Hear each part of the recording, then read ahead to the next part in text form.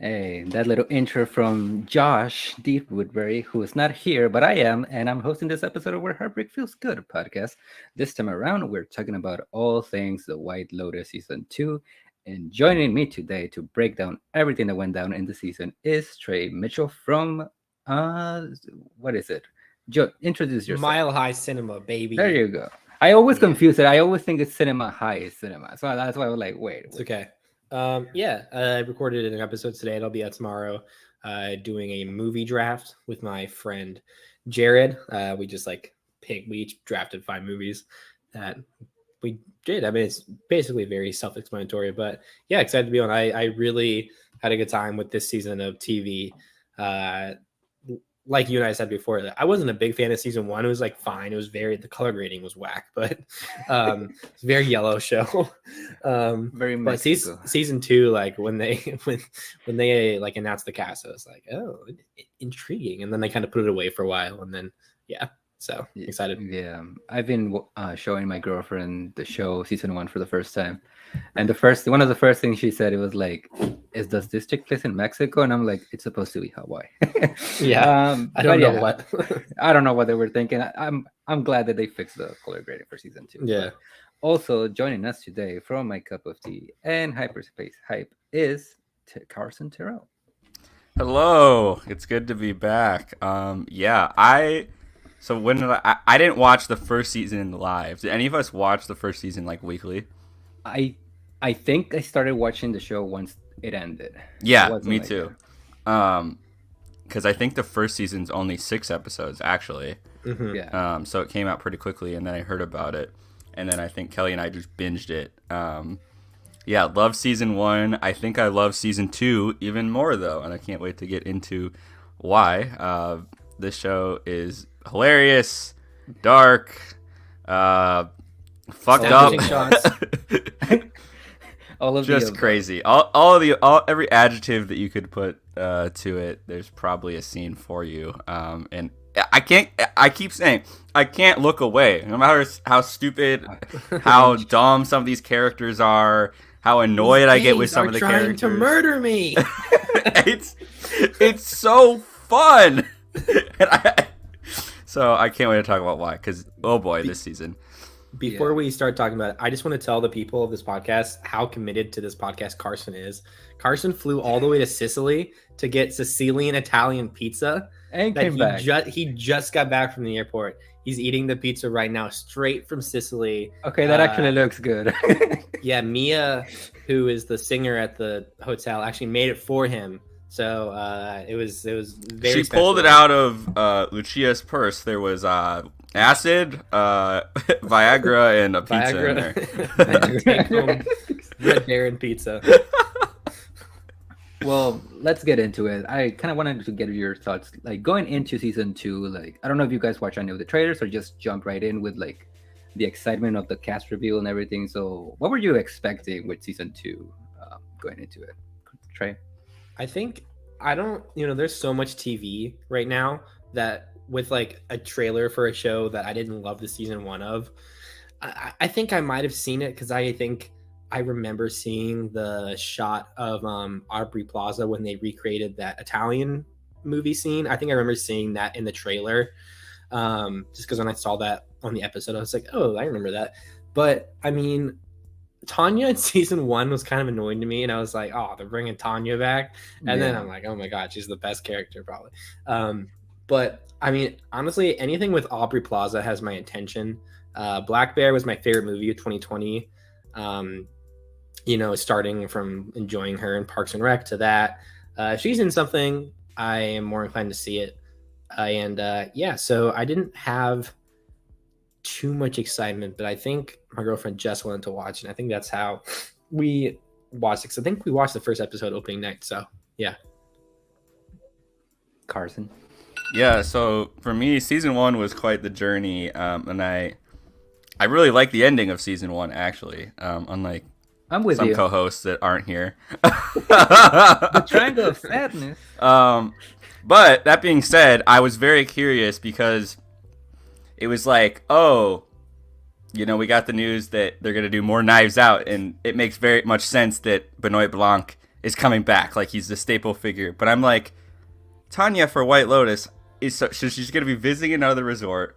Are they gonna dive into like her backstory, or like how are they gonna keep her character going? Of course, she can just sort of Tanya verse. Yeah, and they sort of dive into it through this relationship with Greg, which is carried over, and then also just I think we don't even learn like who that she's like a billionaire until like this season maybe, or like inherited a bunch of money. Well, like we knew she was rich from season 1. I can't remember the specifics, but really. And then I was watching just like Mike White talk about this season in interviews of like setting up this whole Tanya arc, which I think just coalesces beautifully in the final episode. It's pretty brilliant how they set it up. So, you know, it's like we get that mystery in episode 1, sort of just like what happened, and then we go all over the place, but I think it works really well. Yeah.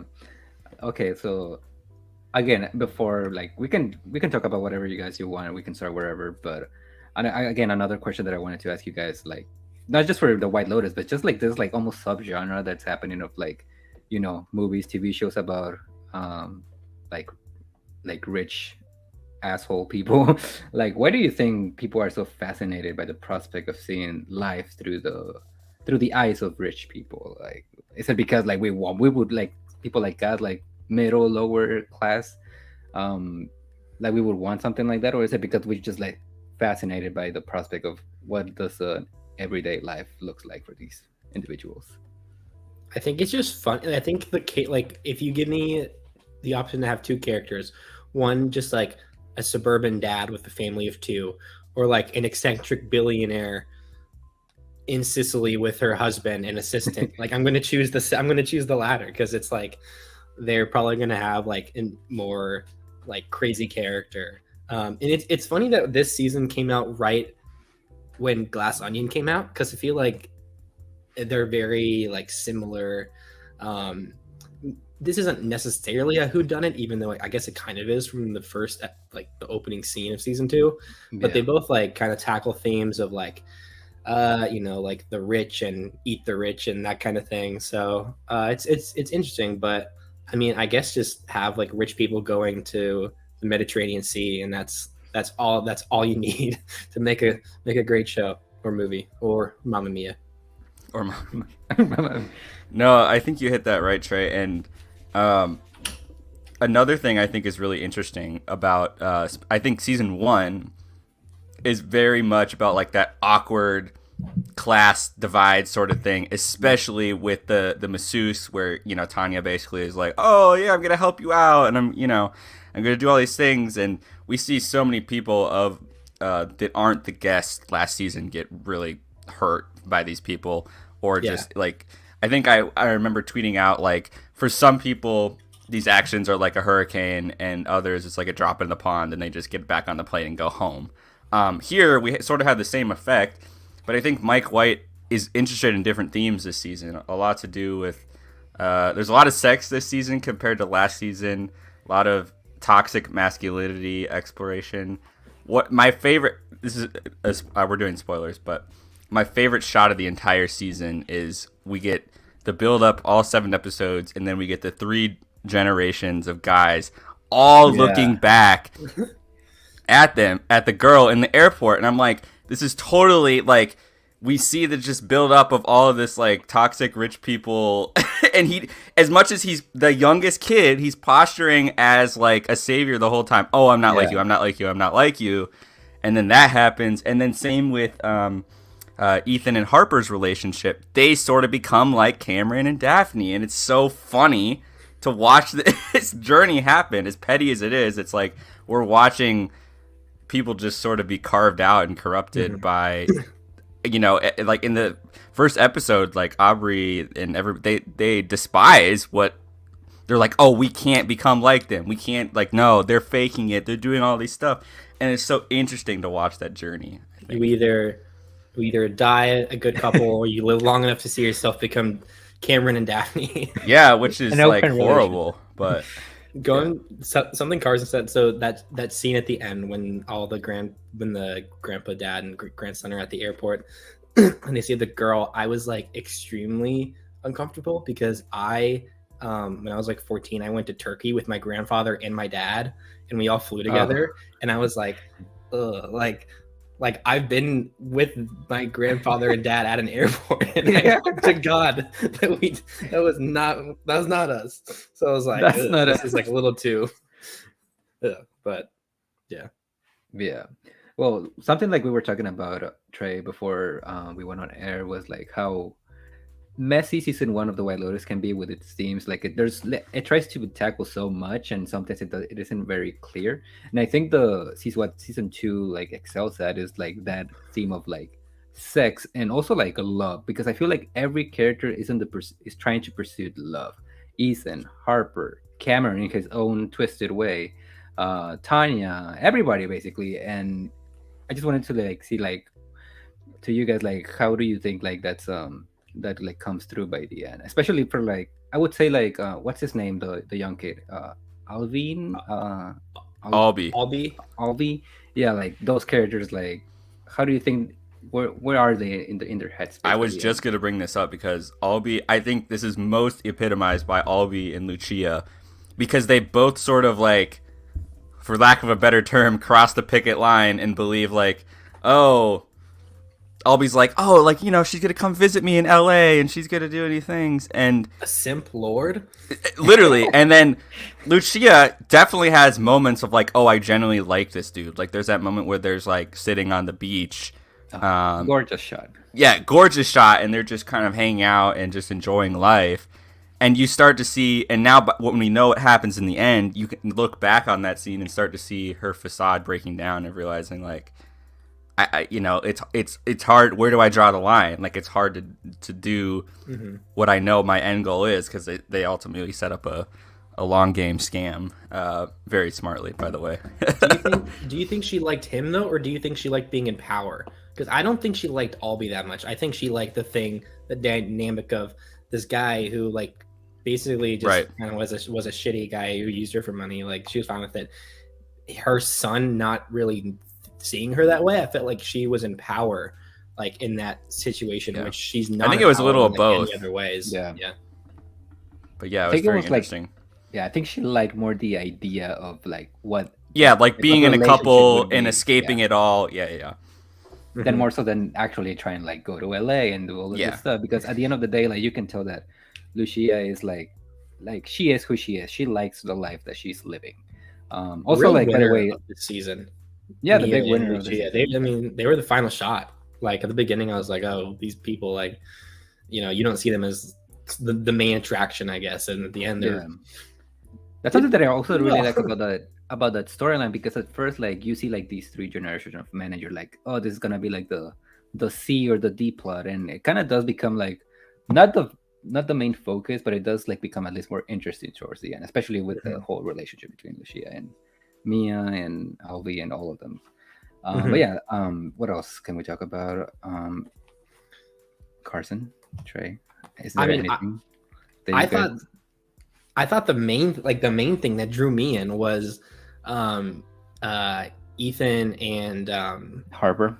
I only think of these actors' first names, but Ethan and Harper and then Cameron and Daphne, their little 4 group, like it's so uncomfortable watching it, because like you see Cameron, and I'm sitting there during the final episode, and I'm like, why does he feel so familiar to me? And then it hit me. I had a roommate in college named Cameron who was a douchebag. Oh, and not the Cameron. And then I remember at one point he hit on my girlfriend when I wasn't there in college, and I'm like, oh my God, I'm Ethan. So he's just like me. He's just like me for real. So like, but that those 4 people, like at the beginning, I saw Daphne. That's her name, right? Daphne? Yeah, Daphne. I saw Daphne as like, oh, this annoying girl who's like, I don't look at the news. Like the news doesn't really do it for me. And at the end, I'm like, this chick just knows what the hell the world is, and she's just doing what she can to enjoy it. And I'm like, I respect her the most out of all of these 4 people, because she's like, my husband's cheating on me. I'm not going to be a victim. I'm going to be the protagonist, and I'm going to get back at him with Ethan. Like, and you don't even really, they don't like put it in fine print that they got together on that little island, but like, Yeah. you can put two and two together. So those four characters dynamic just was really, really interesting. And I think the main reason why I really liked the show was those four. Yeah, I it's agree. fascinating, right? Because like you would like if like on paper you see both relationships, you would think like, oh, Cameron and Daphne, they're the ones with a shitty relationship with all of these big problems, and like they're already like it's part of the deal almost for them. It's like they know like what they do like behind each other's back, and like But they they kind of present already themselves as a perfect couple, which is yeah like always the case. yeah, and they already accepted like their lives how it is. And then you look at Harper and Ethan, Yeah, so who much unsaid that all gets yeah unspooled on this trip. yeah, like it's almost like if you look at their issues, they're not like that bad issues. They're mostly just like you just need to talk it out, but you're not. And that's the almost like the classic trope of like movies and TV shows taking place in like a vacation, because like the idea is that you go on a vacation and you like forget about your problems, but you don't. You Yeah. take your problems with you, and at some point you're gonna like it's gonna mess with your vacation. So yeah. Gosh, and I think the what emphasized that the most is probably so we get the whole oh, I think I did something in Noto, blah blah blah, that whole thing. And we see Harper obviously alarmed, like she has evidence, like she gave him every opportunity to say something, right? Like it was not out of the question of like, hey, what happened last night? What, like, she gave him every opportunity and he lied several times. Take it on the flip side, this man, she finally tells him what happened in the room, and he's like, you're lying, just gaslighting the crap out of her. So we get to see the both reactions of like their trust just collapse. And I think, yeah, Ethan, not great, Bob. He it was just crazy. Like that shot of him just like banging on the door. I'm like, dude, you are insane right now. And I mean, something was happening, but then he just took it a step further and just straight up doesn't believe her. And then ultimately, I think he's able to get to their end scene when they finally get together because he got over his jealousy with Daphne, and I think that inherently is toxic too. Yeah. What do you think happened? Was it just a kiss or something else? What do you guys think? There's a lot of unaccounted time. Yeah. I think they were it getting happened. hot and heavy. I don't think the home run was completely hit, but I think they were had Ethan not, came up. I like what? Come on, man. We're all of us are in relationships. He was in a trance. If you lock the door like that with someone else in the room with you, the optics aren't good, man. Something's going, and then the door was open to their room. Like, come on, it's I guess so. Like, obviously she's in the wrong too, but I guess it was just the way they both reacted was so different, and I thought that was interesting for both their characters. They both lied, like, yeah, because like Ethan was like nothing happened, and then he's like, but then something else happened, and then Harper was the same thing. She was like, nothing happened, but something did happen. And I think Harper's lie at the end still wasn't the truth. Like she was like, all we did was kiss. I think they probably did more. Whereas like with Ethan, like we saw his. But even in that moment, see what happens with him. Their trust is so broken. He goes, the difference is I didn't do anything. When, if you actually believed her, they did the same thing. Like, so, yeah, it's just fascinating. Yeah, like you said, like if we believe Harper, she would basically have done the same thing that Ethan did. Like he did kiss Mia, he just didn't take the extra step forward. So. Yeah, but is your friend hiring prostitutes and then getting you hammered and then them kissing you the same as Harper making out with Ethan's college friend? That's one of those is more diabolical than I feel like the other one is. They're both like surface level, but I don't know. Harper, he started it. Yeah. You could say that he was high and she was drunk. That's the one like middle ground that you could arguably like say about that. Yeah. But yeah, like that's like that was another wild episode of Ethan and Cameron just like Like, I'm sorry, like even if you're like my best mate, like just go to your fucking room. I don't Why want would to. you I go don't on a want. vacation with Cameron? Like you, I'm saying this from my So- experience too with like a shitty roommate named Cameron. Yeah. I would never go on vacation. Well, with that and it's dude. interesting too because Aubrey's right half the time. Like he sort of wants to become Cameron. I mean, he like wants to impress him, like, and so we ultimately see him adhere to his worst qualities by the end. I think instead of like, and you know what else I thought was gonna happen, which probably would have been too much plot. I thought Cameron was gonna be dead broke, and that's why they were there. And he was gonna try to obviously get that money invested because whatever, we get this information that Ethan just hit it big, sold his company. And so when the whole oh, they didn't pay Lucia and Mia thing gets stretched out like 4 episodes, I'm like, something is gonna pop, and ended up not. But there was just so much between Cameron and Ethan just boiled over to that fight in the ocean. Oh my god, That was pretty great. cool though. It was Yeah, pretty, no, I it was love well that. shot, the entire stuff. Yeah, I feel like Cameron is the kind of guy that would quit his job and then buy like 90 NFTs, and then them all like died. And he's like, but they said it was gonna like be a good investment, and he's like back like begging for money. Yeah, it's also funny, like going back to the whole relationship with Harper and Ethan. Like, even though their relationship is basically in the sink, like the fact that he knows when she's lying, like when she calls Cameron out during the breakfast, like, oh, you're an idiot, and like that's the thing that like triggers him to like, oh, you're lying. There's something else happening here. That's what is Well, it? it's so interesting because at the end, like, yeah, I do Yep. think this is a lot better than season 1. But like at the end, I feel like in a very strange way, Harper and Ethan are a much stronger couple Mhm. at the end than they were at the beginning. And a twisted because they're in a Only the new White Lotus honeymoon can do it. phase. They're in a new Yeah. honeymoon phase and basically acting like Cameron and Daphne. And then on the other side of the airport, you see Cameron and Cameron is like sort of out of it, and you wonder like, how much is that going to last? Like, can that facade just keep up? Because also, Yeah. that's not his kid. No way. That's No that's way. the trainer's kid. That's Yeah. the trainer's Oh, in kid his because they face. bring was that back blonde, in right? the they Yeah. bring The that kid back was in the blonde, right? FaceTime scene, and Daddy wants to talk to you. Daddy wants to talk to you, and then He's like like- he's just sitting there cold in the mirror, like fuck, like. And then he's like, "Hi, buddy," and I'm like, "Oh, that's not your kid, dude. That is not your kid." I'm not sure which track this is. I think he means like the arrival, like when they arrive on the Like on the boat, the or hotel. Yeah, I think so. Hmm. Maybe, I don't know. I don't remember. I just want to take a second to say the main credits theme. Oh, so much What better. a banger. So much What better. a than the banger. I season saw one. a TikTok of I'm not sure who made it. But like they're like a DJ and they like played it at a club and everyone was like going crazy. Like I'm like I would love to like hear that at a club. I might pull a Tanya. Just Huh. mark myself. Arrival, the film. That's interesting. I haven't heard anything like that about the show. Yeah, I don't know. Oh, is it like?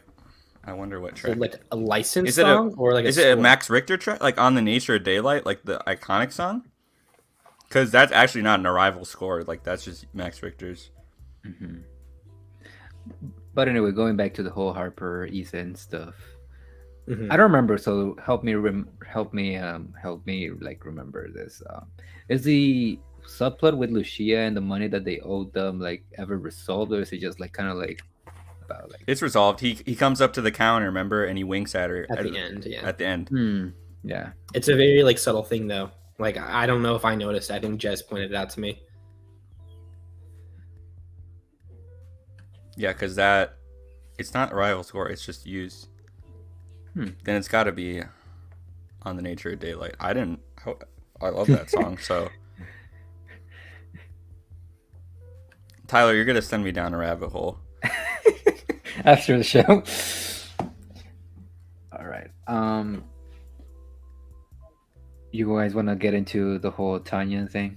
Please. Oh man, Either the finale or just the whole journey? Just the whole. We got to start with the Greg thing because Yeah. that's crazy. Because I miss her already. And I did not like her in season 1. Well, I guess this brings us. We can talk about Portia too, because that's sort of that duo is set up for the whole season. Yeah, it kind of relates back to the whole 3 generations. Yeah. Thing. Yes. And so we have. It's interesting. There's a lot of Portia in the show, and I. It's very like, I think she's a good character, but she's also sort of passive. She's like, she doesn't know what she wants, and so it's sort of hard for us to like. It's the most boring for sure. Yeah, and so everyone else is just like crazy. But put between Tanya, and Greg and everything happening, I think it works very well. And of course, then she connects the group to the guys, and then further on. Yeah. But yeah, we get set up, and so Greg takes them to Sicily. They get there. We see that Tanya has an assistant with her this time, except Greg doesn't know that she's there. We get some physical comedy with that, like shuffling around seats, hiding behind menus. That shit was hilarious. And then we learn that Greg is, at this point, not being faithful. What did you guys, at that moment, where did you think this was going? And by the end, were you shocked of how this all evolved? Yeah, I think we have to kind of talk also about like the ending of season 1, because I didn't remember this, but like during the after the episodes thing is behind the scenes stuff for season 2, Mike White was talking about like how Tanya's journey kind of ends like with like having a conversation with Greg about like, oh, the next big thing that I haven't tried yet is death, and like they're having like that. They haven't had like that conversation. I know, right? You guys ever dabbled in death?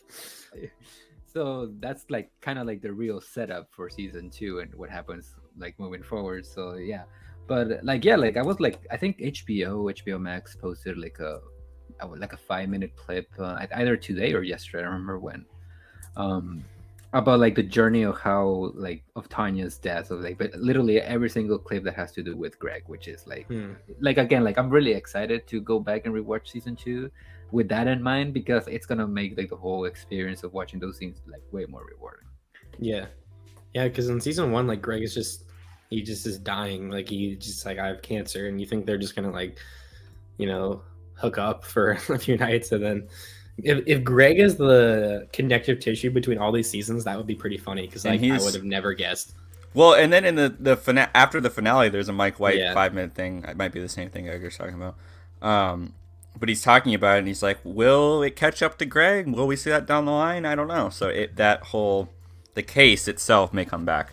Mm-hmm. But what I want to talk about is Greg. Like, I think he did this with his previous wives, by the way, now that we've... Yeah, that's a good theory. And so that was sort of their setup, and somehow he's able to... most basic looking guy. I don't know how. I'm in Colorado, man.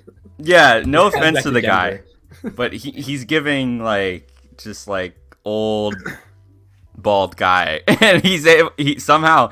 And so then I saw a TikTok going back to season 1 where he's fumbling with his hotel card. Is like, oh, my card's not working. My card's not working. I'm like, dude, did he set that up from the beginning? Because then by the time we get to the season 2, he just has so much disdain for her. He basically, Tanya wears him out. He's like, I don't know if I can pull this off. Of course he leaves because he has to get his alibi. But it's just insane to watch that happen, because he disappears for the rest of the show because he has to. But then we kind of let our guard down, and then, oh crap, here comes this other group.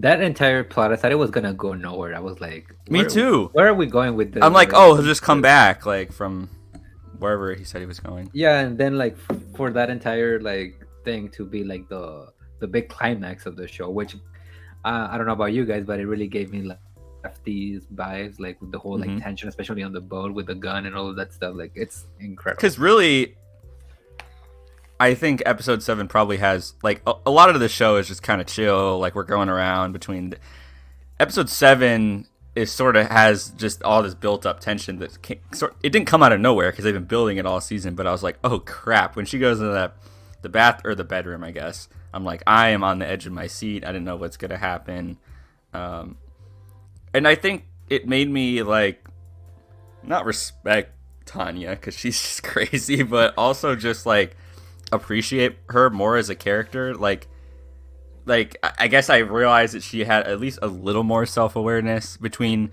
because we see that in contrast with Portia. We're all memeing the "get your shit together, Portia," but it's really funny watching someone like Portia who sort of has no direction, and then Tanya like on the flip side of like, oh, like I've done everything in life because I've had all this money, like let me teach you, Portia. But also like Portia's supposed to be working for her and like doesn't do shit the entire time.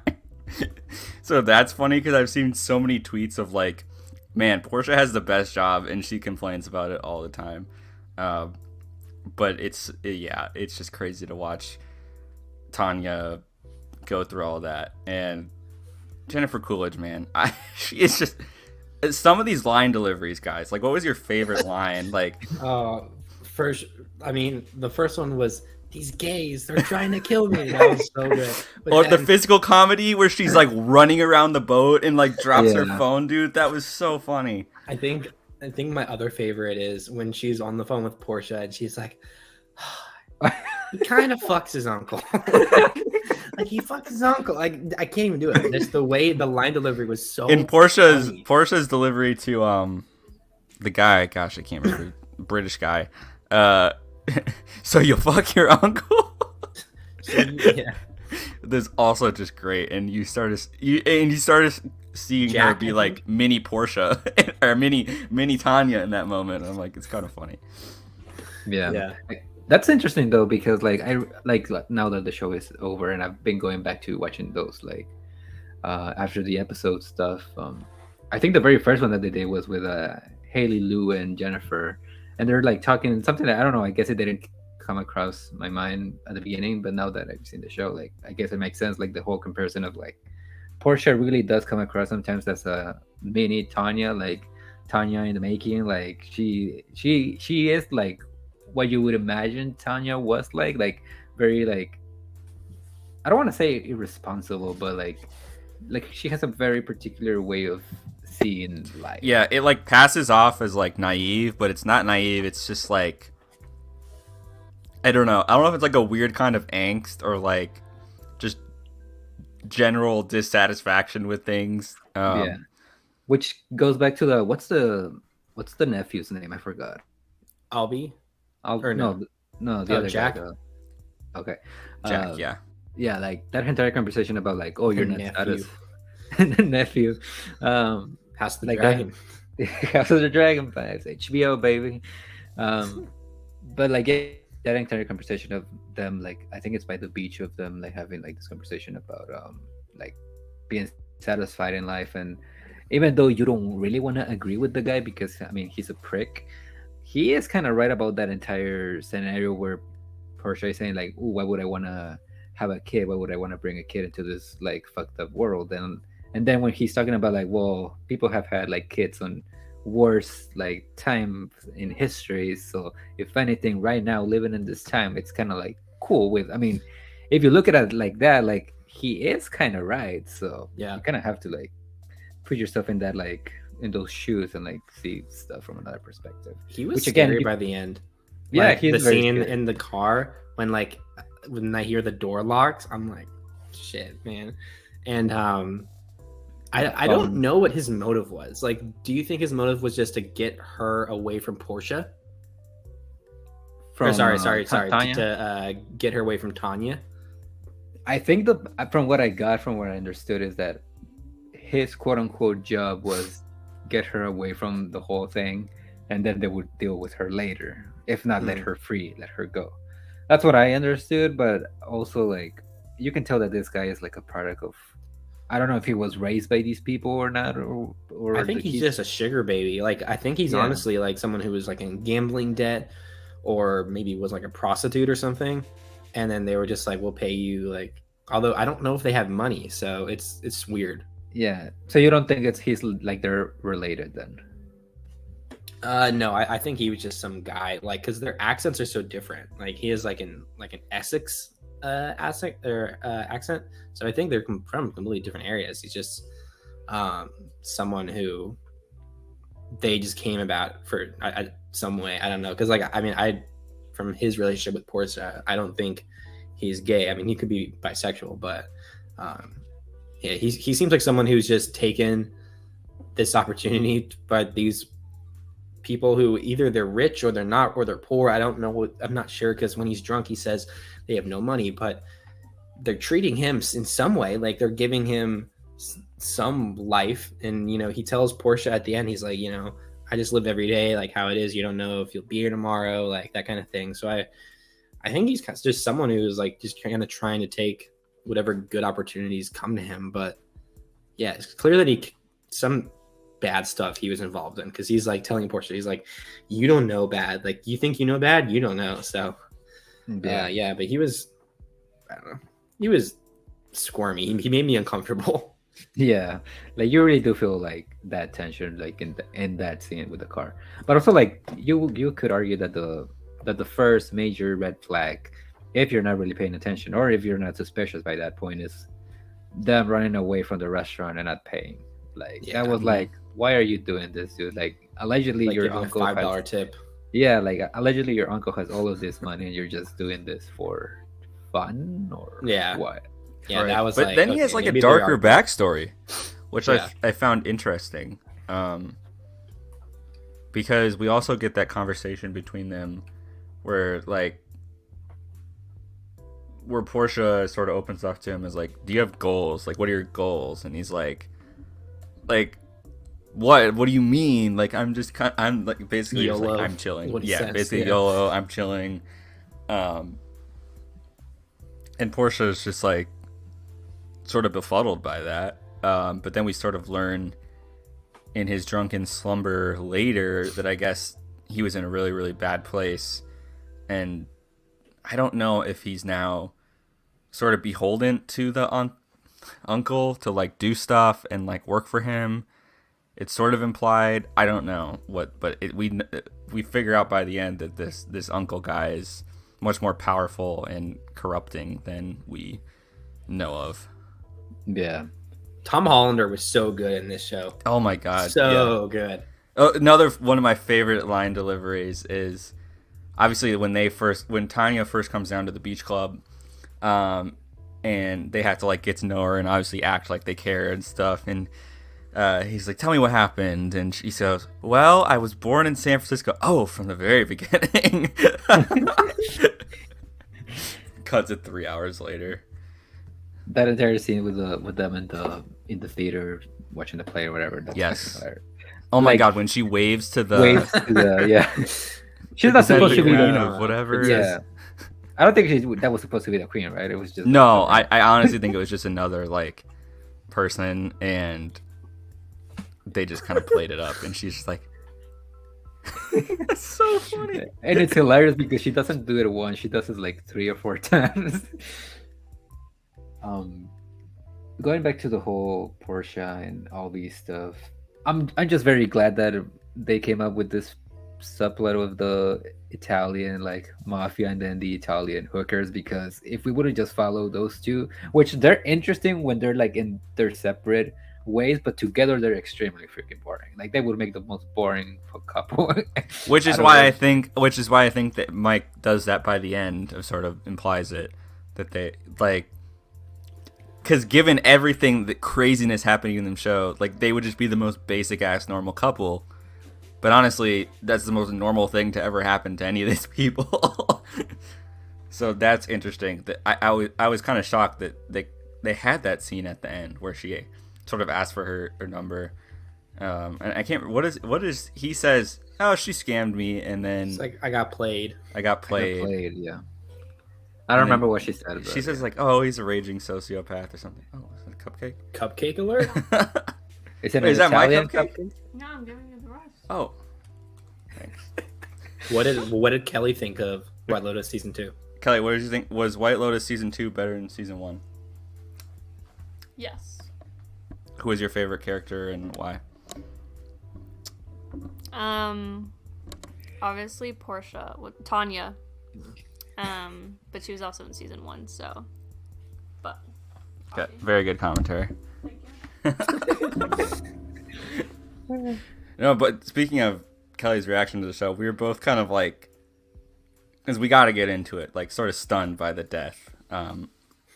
Like, the more I think about it, the more I loved it. But what was your guys' like, just total reaction to like that whole? We talked about the tension building up to that. Yeah. And then so now she's out. She's out on the thing, and we're just yelling, "Stairs! Work is done." Stairs!" No, she could not go down the stairs. It was blocked.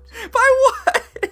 There's like I a would little, like it was proven on TikTok. Just jump in the water then. Just jump in the water. But on the back, like on boats and stuff, the stairs, you just like pull a hook and like the rail like, opens and stuff. I think it's, she like, just didn't know how to do that, and of course she just shot 4 people. So it was oh my god, that was like just so the filmmaking perspective of her shooting, like I thought that was really good. Like that we don't cut away from her. Yes, we only it's just see a one Jennifer take, Coolidge for like 15 seconds, and then you just see a bunch of like gay people Bodies. dead on the ground, and it's like I was almost sad because I was like, oh, but are we sure that they're bad? Like, are we sure? I don't know. That's They what were I so friendly. That's what I thought they were gonna go with. Like she lives, and it turns out that these people are A just double innocent. bait and switch. Yeah, like that would have been crazy.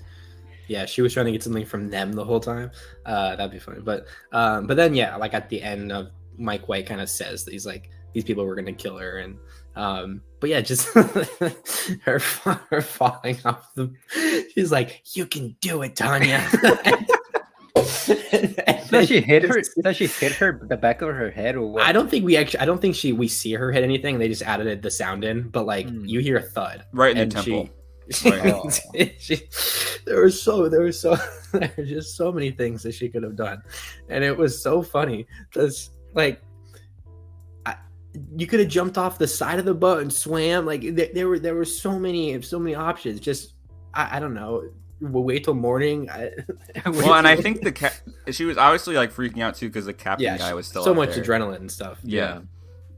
And then the other guy that jumped into the water too. So. Oh yeah.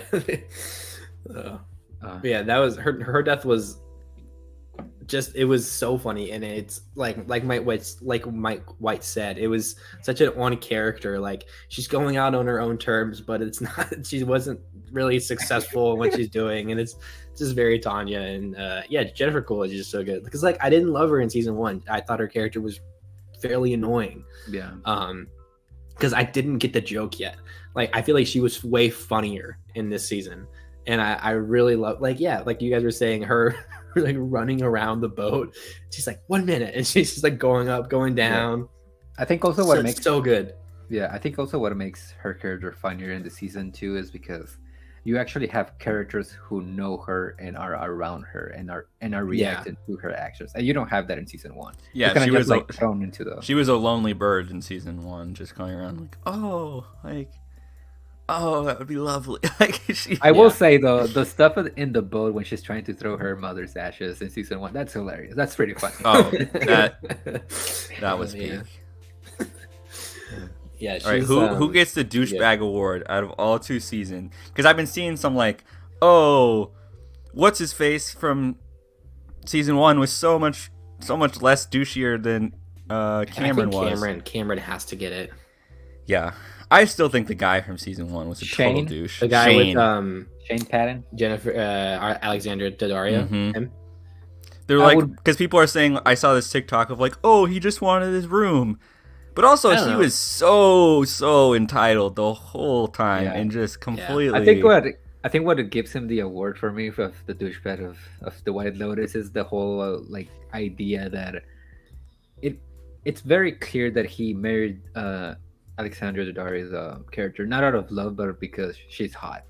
And now they met a year. I rewatched that scene. They met less than a year. I think, of dating or something. And what makes it Sydney Sweeney's like, oh, how'd you guys meet? And it's like, oh, we just had like a connection. And what makes it worse is that entire conversation that they have. Like I think it's episode 3, 4. I don't remember. The nonprofit stuff where she's that. Are you talking about that conversation? Yeah, where she's like, I want to take this job because like I don't want to just like not do nothing. And she's like, oh, but you have me, like you don't have to do anything with your life anymore, like that you're set for life. And I think that's what pushes him above Cameron for me, because Cameron is a douchebag, but like again, like he and Daphne already kind of have like a deal, like they already know what's up in the relationship. and obviously like it's And the Shane complete just like opposite. wasn't aware. Yeah, he was just doing Yeah, like subconsciously that douchebaggery. Yeah. That's Bringing, interesting. if I remember correctly, he like brought his family on his honeymoon. Yes, I forgot on, I think the so. mom and the dad show up, or just the mom. I think it's the mom. I think it's just the mom. I haven't gotten to that part. Yeah, But but it's man, so many douche. I will say though, I did miss like an Armin type of character in this show, like the manager. Like the manager in season Yeah. 2 is really good. She's really great. Yeah. But Valentina. like Murray, what's his face? Bartlett. He's just hilarious in season 1. He like, was incredible. He was the best part of season 1. Yeah. Like Yeah, his and entire like. I guess like I needed like that type of like rivalry between like a guest and an Yes, employee. yes. Then there was, and it was more about her personal like sexuality and all of that, which I liked. It's just I Yeah. needed a little more tension between hotel versus guest, like because Yeah. season 1 did that so well Mhm. that The only there thing wasn't is that in season 2. Valentina and Mia, and the other girl, like at the beginning, she was like trying to kick him out and stuff. But then once they were with the dad, she like dad, couldn't yeah. do it.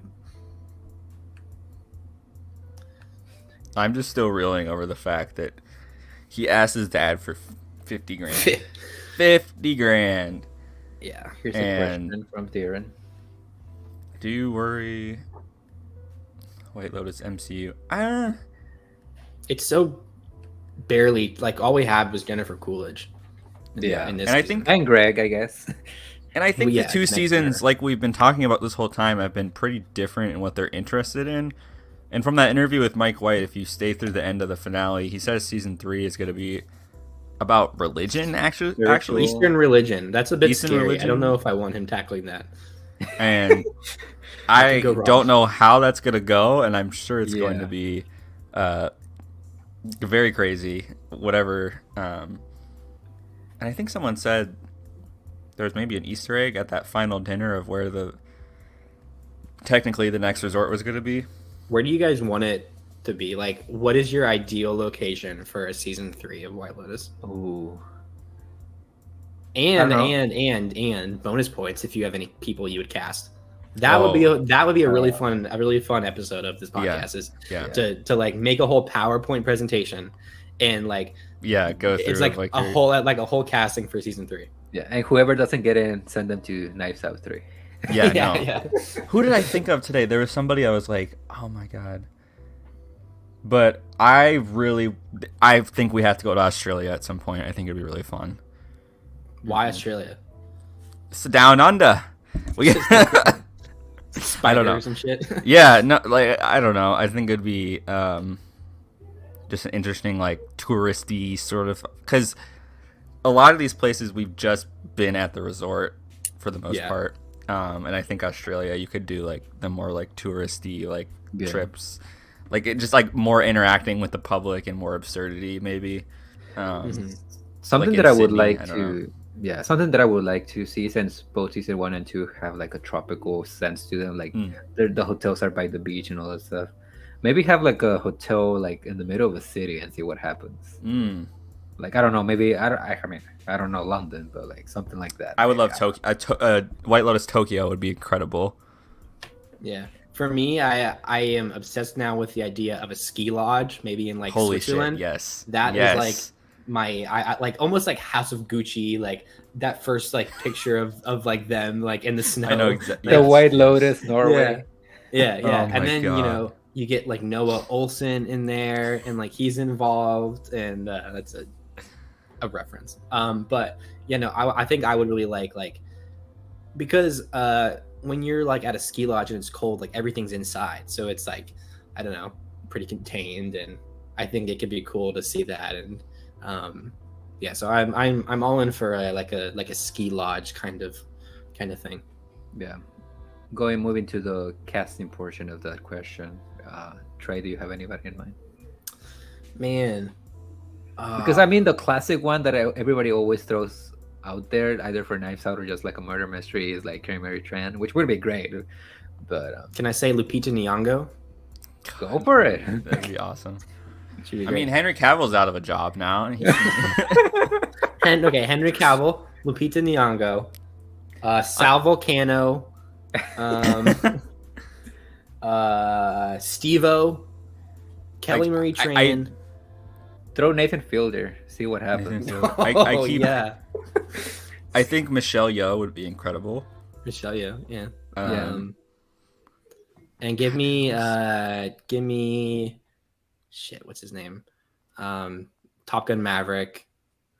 Glenn Powell. Yeah. Glenn Powell. Give me awesome. Glenn Powell. And like the douchebag role. Yes. I would and love. then besides that, Ana de Armas. There's all the pretty people. Hillary Edgar, Duff. do you have any? All my crushes. I threw this idea a while ago. I don't remember for which episode, but like I would love somebody like Millie Alcock or Emily Carey from House of Dragon. Like even though like they're already pretty well known because of that show, like I feel like they're like starting enough in their careers for them to like really get into like a character. Trying in the character, yeah. I'm excited. I wonder what probably because season 1 came out last year, right? Yeah, it was 2021. So yeah, it was. I think it was late summer though, so it was just over a year break. So probably early 2024 or something. For I'm hoping this is like. I would love like 5 seasons of this. This season 2 was just so good, and it's just so addicting. Like I can't. It really is, and like the theories. I kind of miss being in with a show or a movie that you have like all these theories about. Yeah. You know, it's just a great week to week watch. Week to week. Mm-hmm. Yeah. We need HBO Sunday nights. HBO. Yeah. I wish for the life of me Disney Plus would do something. Like instead of freaking 3 a.m. Eastern, midnight, and HBO is just killing it because we'll go right into The Last of Us and then Succession and then whatever else is on the back end next year. But crazy. It's also like HBO has every keyword trending on Twitter on Sunday nights. Like they own it. It's just I don't know. I don't. Like, why can't we do it on Wednesday night? Like why does everything have to be? Like do it on Saturday, Disney Plus. Nobody's doing anything on Saturday. We just realized this on Hyperspace Hype the other day that Mando and Bad Batch episodes are going to be coming out on the same day at midnight. Like just so annoying. On Wednesdays. Yeah. There's going to be it just makes it like harder for like a viewer. Like it is cool for you to get the option of what you want to watch, but also like for those who actually do want to like pay attention to everything, like it gets to a point where it feels like homework, and it doesn't. And I also think it's healthy just to like not binge shows and like take it in every single week and think about it. Like, I mean, I binge shows all the time too. It's just a different experience, and I think one that I've probably done a lot less of. And I don't think I would have liked the show as much if I had to binge. I mean, I binged season 1. Dude, week to week for the win. Yeah, week to week has been so much more fun just to react with everybody. Like, and it's so like it's so much more like fun, like dumb theories, like oh my god, blinking red light in the background, like what are they gonna do, like is Tanya getting blackmailed, instead of like, you know, which character Luke Skywalker Vision showing up next week, like, you know, it's just different. Like it's so innocent compared to like the MCU or whatever of it all. I like the week to week. I like everyone watching it at once in a time that like I'm on the East Coast, so 9's pretty good for me. But it's good. Is there any other storylines that we haven't talked about, like that you would like to talk about, or any like scenes, characters? Because I feel like something that it was, again, it's kind of set up as a big thing, but it just turns out to be like a comedy scene or whatever. It's with the grandpa, the Bert DiGrassa, when they go visit the Italian family, like in the old town, like on the Italians with the old lady, like trying them to like kill them with a knife or whatever, like that entire scenario. That's pretty funny. Well, that leads to my favorite, one of my favorite and I think most well acted scenes is when it's just the grandpa and the son sitting there at dinner.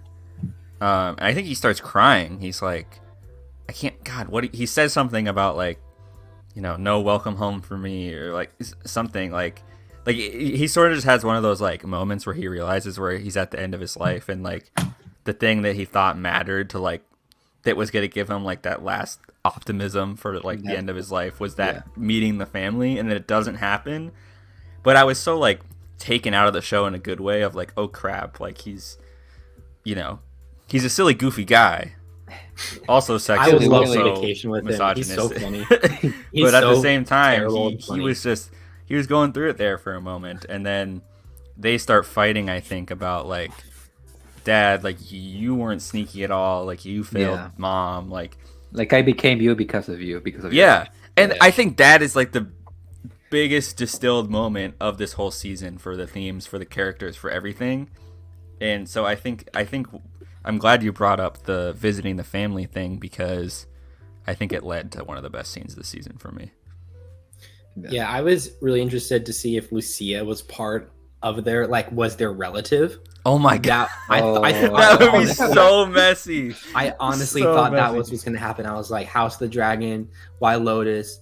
I have never played The Last of Us. Is that shit incest? like zombie incest? But like I thought totally, which was a bit ultra cringe because they both slept with her. But it's fun because you have like these three, grandfather, son, grandson, like going on this trip, and like the grandfather thinks it's gonna be like to see the relatives, and that's such a like American thing, is to like go to another country and they're gonna be like, oh, like, well, like he thinks that they're gonna roll up in the Mercedes arms. and like, oh, like, well, like, dude, you're They don't know. They don't know your language, bro. Yeah, like, and why would they trust you? Like you, yeah.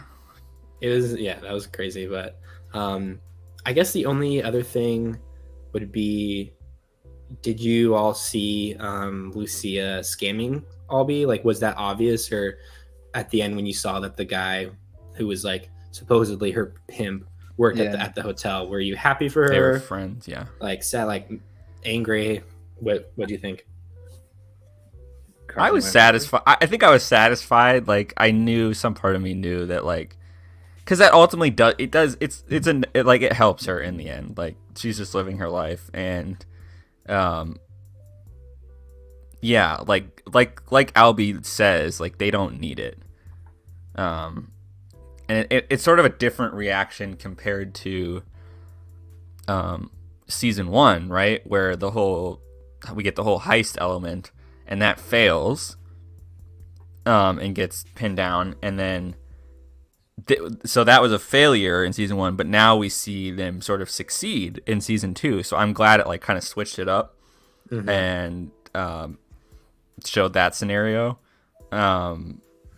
But yeah, I would say just satisfied. Like I think, as I said earlier, I think like I saw like shades of her like starting to like oh, like wouldn't it be nice if like this was real? Like like Edgar was saying, like she loved the idea of like being able to just like exist and treat like a relationship for real, not as a transaction.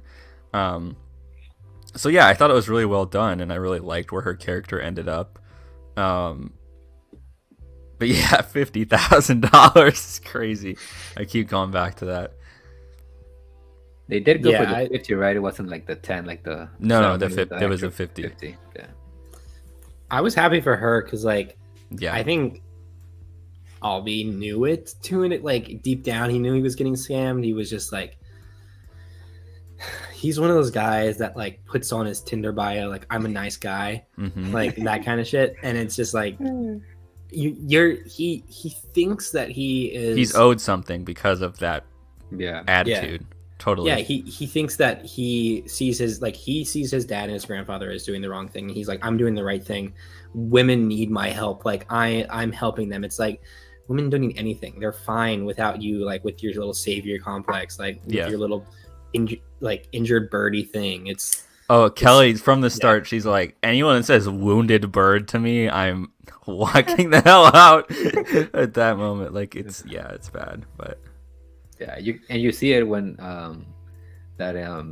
when the thing with Portia and Jack starts like developing, and he's like freaking out, and he's like not knowing what to do. But like the second that he finds like that same of attention in somebody else, like he almost he's so entitled and then gets distracted. Like he's literally sitting there at the beach of like, oh, like she's not coming down to like hang out with me. Like she texted me last night and said that. And also just the way of like, can I kiss? Like, can I kiss you? Like, dude, it's like it's giving me like third grade or not third grade shit, like 13-year-old like first date, like can I kid? Oh my god. Well, it also I keep forgetting that he's like he graduated college. Like he's like the actor's like 32. He's either dating or really good friends with man, there's so many characters in the show. Daphne, the actress who plays Daphne, they were at a hockey game together. Yeah, something like that. Yeah. So he's like 32. I say it again, a simp lord. Simp lord, yeah. He's very sheltered, very like just doesn't know how to really social. I mean, he like is normal and nice to people, but he doesn't really like understand like how to socialize with people. Is very interesting. Yeah. Going back real quick to the whole grandpa stuff, like one of the scenes that absolutely killed me is when I think it's episode 1 or episode 2, when they're like talking to like the front desk lady, and like I think he hugs her, and then he just like I don't know, just starts farting, and I mean, and it's yeah. I forgot about that whole thing. But it was so funny. He like walks in. So he's such a shit. He walks into his hotel room and sees Mia and Lucia changing, and he's like, "Ooh!" he's not. Why are you in my room? He's like, "What do we have here?" Like he's just such a shit. And the fact that he just has like a bandage on his head, he has a bandage on his head the whole thing. Like he so like funny. It's probably so has funny. a concussion. I thought he might have been one of the people that died. I think the last thing I'll ask is like, did you guys think that there would be more deaths than just Tanya, like besides the people on the boat? Oh yeah, I was gonna say technically there were, but I mean, other than Tanya, I could have seen Cameron like biting the dust. Yeah.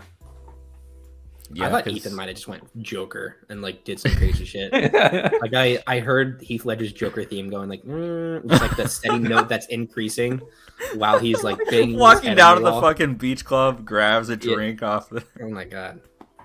Yeah.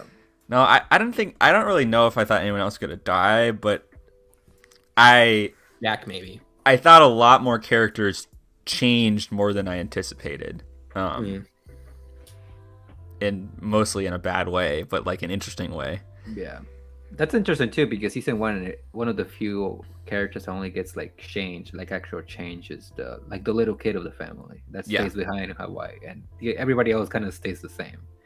So yeah, I would agree with that point. Like it makes it switches things up a bit with season 2.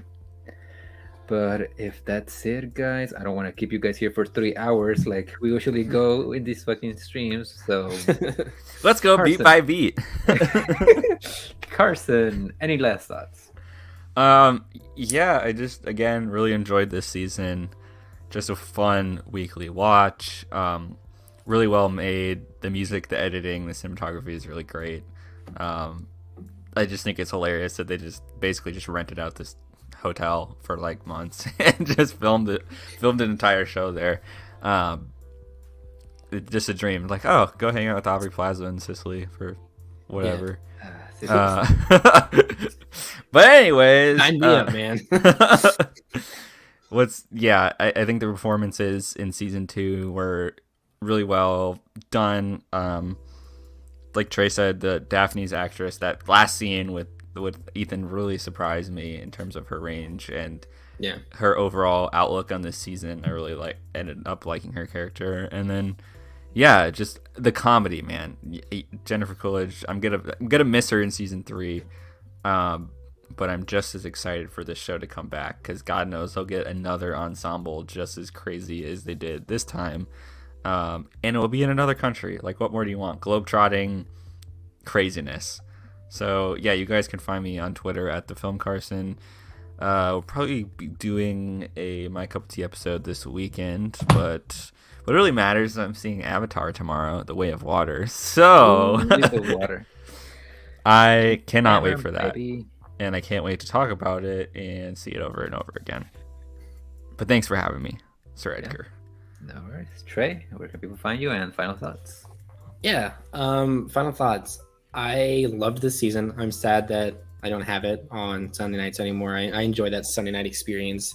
It's like Just waiting for 9 o'clock to hit here, but this was great. I'm excited for next. They confirmed a season 3, right? Yeah. Yeah. Yeah. Okay, cool. So yeah, I'm excited for that. I thought the performances in this were great. I'm gonna miss Jennifer Coolidge as Tanya. That was amazing. But I'm excited for whatever Mike White does next. And yeah, this was really good. I'm gonna miss that opening theme that I listened to 10 seconds of and skipped and talk about. Yeah, it was great. And I'm curious how long this show would be without the establishing shots. Look, Yeah. They were If there pretty. ain't- I love them. there's shots of waves, lot of them. and we're gonna do it. It's Yeah. metaphorical. It reminds me of sort of the same HBO show with Pretty Little Lies, or what's that show? Yeah, pretty yeah. long. That show has a lot of that, like, California type, like, I guess, like, vibe shots is what you can call it. Like, look, like, it's just nature, and they try to, like, cut it into the drama. And every time I see a wave shot in White Lotus, I'm like, oh shit, here we go. Well, then there's some even cool in the- transitions. In the finale, there was a wave shot in reverse, and I'm like, what Oh, is that was What was sweet. that? I was like, is this the beginning of the show now? We've like flashed back, like Yeah, no, 'cause I think am I watching Inception? It tied back into the beginning of her floating, I think. I'm going to Yeah. go rewatch Oh, that. really? Okay. Yeah. There's so much happening, but it was all vibes. I was when I was saying my final thoughts, I was like, there's something I wanted to say, and it was I wanted to bring up that tweet where sorry, I don't know the guy's name, but he was like, cities should like compete to see who can host the next season of White Lotus. Like, Oh my like, god, like cities the should World bid Cup for or the Olympics. yeah, like for the Olympics, like for White Lotus, because you got to imagine, like, can you imagine like if like all of us and like our friends went to that hotel, just like that would be so much fun. That's got to be a The tourist. money spent now at that destination hotel is there. going to be insane. Yeah, I mean it's like already Sicily, but now you have like that White Lotus was filmed there. Like that's so cool. Yeah. And then yeah, you can find me on Twitter at the Trainator. I have a movie podcast called Mile High Cinema. Just recorded this week, like I said at the beginning. Did a Christmas movie draft, and yeah, thanks for having me on. I love talking about this show. The show is so fun. Yeah. Two things before I close out the show. One, there's really good tweet that it's kind of like dissecting like the credits of the show and how every like character, like the characters, like the person that's portraying those characters, like they have like a specific like like art, and it kind of represents their entire arc for the season. Yeah. So I that's saw like a bird. There's like a bird thing too, where there's like different birds throughout the show that represent things. Yeah. And also number two, if you guys could give final question of the day, if you guys could give anybody an Emmy for this, who would it be and why? Jennifer Coolidge, Probably Jennifer. Aubrey Plaza. Honestly, second, probably Aubrey Plaza second, and then Daphne Theo third. James is really good. Theo James was really good. Yeah. He was really good. Also, do you guys know the actor that plays Ethan is British? I did. It's very unsettling. It is very. I was scrolling right after I watched the show, and then one of the interview clips pulled up, and he's talking, and I'm like, Oh yeah. wait a minute. What? So that He was also direct- jarring, but He also Theo directed James is one of British my- too, right? Who? yes. Theo Yeah, James. Theo Yeah. James. Yeah.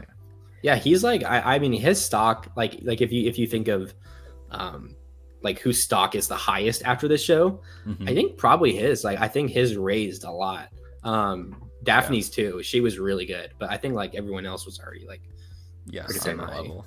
good. Like Marco Imperial, like I always just think of knows Theo. him. When I think of Theo James, I just think of fucking Divergent for some Divergent. reason. So do I. But it's like, yeah, like when people, we all had seen Robert Pattinson's post Twilight stuff, but like him cast as Batman, most people hadn't seen him since Twilight. So I feel like all it takes is one big, like, good role to really change that perception. Because I barely seen Divergent. Oh, Edgar, he and most of voices what I he think of. voices he voices Vesemir in The Witcher, and oh my god, Yeah, and the anime movie and also yeah, that movie was so good. Yeah, and also like in a flashback in season 1 or something like that. But yeah, you can find me on Instagram and Twitter at EDURTEG. I was just came back home from LA, Game of Thrones convention. for no reason, our co-host Josh D. Woodbury was bullying me for it, but just but yeah, you can look at, speaking of Josh, I guess, since it was this week his birthday, you can go check out his videos that he just dropped, his reactions to some award season stuff.